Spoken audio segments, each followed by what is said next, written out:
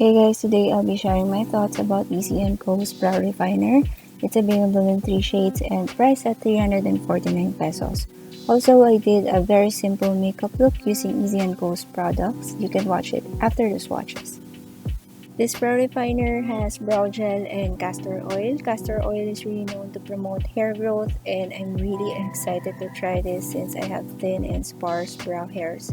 I use this every night sa brows and lashes ko, and I make sure na pati yung base ng hair is nakakoat ng castor oil. Update ko na lang kayo guys after a month siguro for the results. Okay guys, let's start with the shade Clear. Yung consistency nito is para siyang liquid soap na mukhang lash glue. And then, kapag natuyo na siya, nagiging clear yung kulay niya.